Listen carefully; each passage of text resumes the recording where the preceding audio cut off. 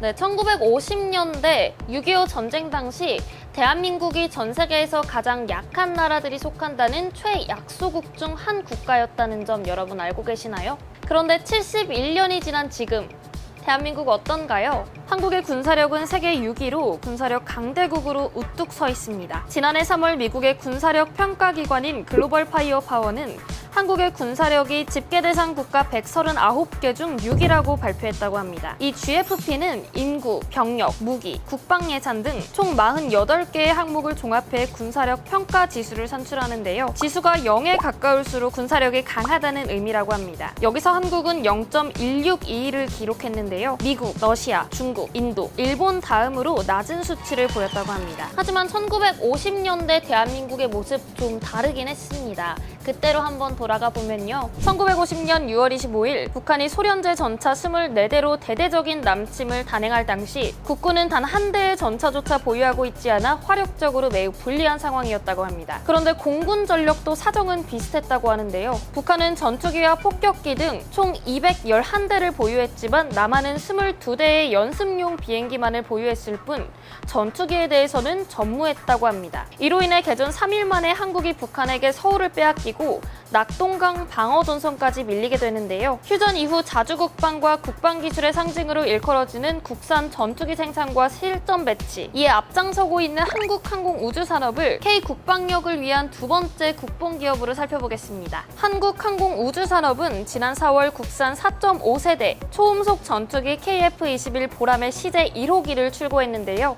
통상 4세대 전투기는 항공전자 및 레이더 능력이 획기적으로 향상된 첨단 초음속 전투기로 분류되고 5세대 전투기는 스텔스 성능을 기반한 전투기를 의미하는데요. KF-21 보라배는 기존 4세대 전투기 성능을 뛰어넘는 데다 스텔스 기능까지 부분적으로 적용된 첫 국산 전투기라고 합니다. 정부는 내년에 KF-21 보람의 첫 비행을 거쳐 양산에 돌입하고 2028년에는 40대, 2032년에는 120대까지 추가할 계획이라고 밝혔는데요. 한국항공우주산업에 대해서 조금 더 깊게 알아보면요. 처음으로 KF-16 면허를 생산했고요. F-15K 슬래미글에 소유되는 부품의 40%를 생산했던 1990년대 전투기 생산의 기술적 노하우들을 조합하며 당시 해 로키드 마틴과의 제휴로 F-16 기술을 활용해 고등훈련기, 경공격기로 쓰이는 골든이글을 개발하고 또 생산에 한국 공군에 납품했던 기업입니다. 뿐만 아니라 가격을 낮춘 골든이글에 대한 수출 수주를 유치했고 필리핀 공군도 이를 도입해 유용하게 사용하기까지 했는데요. 최근 국방부의 아주 흥미로운 발표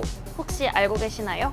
인공위성이나 우주탐사선을 실어 나르는 우주발사체는 일반적으로 지상에서 발사하는데 공중 기반 우주발사체를 운용할 수 있는 다양한 플랫폼을 개발하겠다고 발표했습니다. 지상 발사대가 아니라 항공기에 탑재해 공중에서 우주로켓을 쏘아 올리겠다는 것인데요. 북한의 핵 미사일 도발 여부를 정밀 감시하고 유사시 신속하게 예방적 타격을 가하거나 반격 차원의 강력한 응징을 하기 위함이겠죠. 공중발사 탄도미사일은 평시에 일정한 작전 공역에서 비행하는 항공기에 탑재되어 있다가 유사시 즉각 발사가 가능하기 때문에 북한이 중대한 무력 도발 조짐을 보일 때 예방적 타격 가능하다고 합니다. 북한이 핵 도발로 우리 측 지상군에 선제 공격을 해도 이 ALBM을 탑재한 항공기가 이를 회피할 수 있는 공역에 머물게 되면 북한의 보복 응징을 가할 수 있다고 하는데요. 그렇기 때문에 북한은 섣불리 도발할 수 없게 되고 또 이러한 공중발사 우주로켓이나 ALBM을 개발하려면 이를 탑재할 항공기를 확보해야 하는데 마침 이 한국항공우주산업이 최근 우리 군이 보유한 노후 수송기를 중형 수송기로 교체해 독자적 개발 방안을 연내 군에 제안할 것으로 보입니다. 네, 어찌됐든 6.25 전쟁 당시 이 전차를 몸으로 막아섰던 대한민국이